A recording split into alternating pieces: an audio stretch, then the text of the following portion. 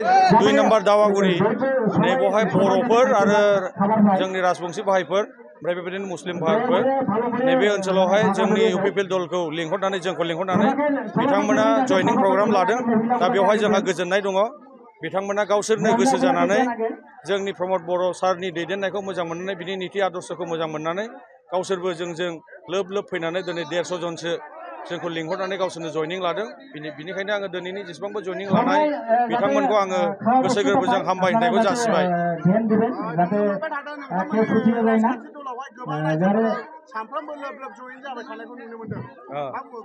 दा बेनो जाहैबाय जोंनि इउपिपिएल दलनि जे नीति आदर्श आरो बेनि हाबाफारि मावनाय आरो 2020आव जे मोनसे गोजोन सान्थि गोरोबथा सुक्तिखौ लानानै बेबायदि ओनसोलनि मानसिफोरा गोबां गोजोननाय थानो हानायखाय रंजानाय फैदों।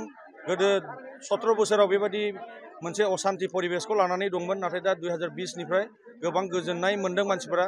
दा समाव जेरावबो थांनानै खामानि मावलायनो हायो, थांलाय फैलाय खालामनो हायो। दा बेनिखायनो दानि जे सरकारखौ लाबोफिननांगौ होननानै बिथांमोना जोंनाव जगदान जादों, लोब लोब जगदान जादों। बेबायदिनो दाब दाब जायगायाव बेबायदिनो लाबाय थानाय जादों हाबाफारि। आरो दिनैबो नैबे 2 नम्बर दावागुरियाव गोबां जाथि जनगोष्ठिया ज' जानानै दिनै जयनिं जाफैदों। बिनिखायनो बिथांमोना जोंजोंनो थागोन होनदों आरो दानि फैगोन जे भटआव बिथांमोना ट्रेक्टर छबियावनो भट होनानै बे ओनसोलनि बिजाथिखौ देरहाहोगोन होननानै बिथांमोना प्रतिश्रुति होदों।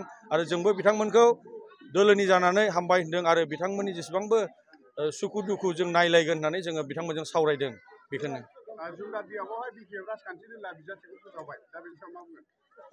बिसोरहा गावसोरनि नियम निति हिसाबखौ लानानै बिथांमोना फोसावबाय।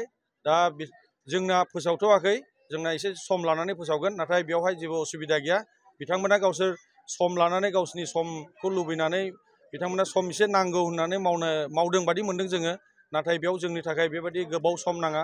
जोंनि जिखिया जा बिजेथिया फैया मानो बेयाव जोङो गुसुं समावनो जोंनि बिजाथिया खामानि मावनानै जों देरहासार जानो हागोन। जों बेनिखायनो जोंनि दैदेनगिरिफ्रा एसे लेटलिब्लाबो जों बुंगोन होननानै बिथांमोना मिथिहोदों।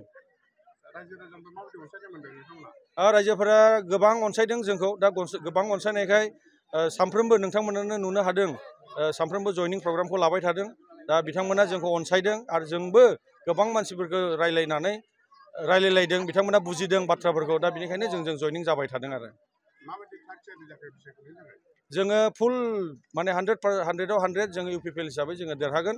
दानि फैगोन सेप्तेम्बर दाननि जे इलेक्सन फैगोन बेवहाय जेबो सिन्था जानांगौ गैया। गासैबो जनगोष्ठियानो जोंजों लोगोसे दङ। नोंथांमोना नुगासिनो दं, नोंथांमोनानो मिडियाफोरा नुगासिनो दङ, नोंथांमोनानो जोंजों थाफागासिनो दं। बेयाव नोंथांमोना हमनो हायो। दा बेखौनो निश्चिन्त भाबे जोङो प्रस्तुत आरो जों दिनै जुदि गाबोननि गेजेरावनो माबा मोनसे इलेक्सन जायो होनोब्लाबो जोङो बेयाव देरहासार जागोन।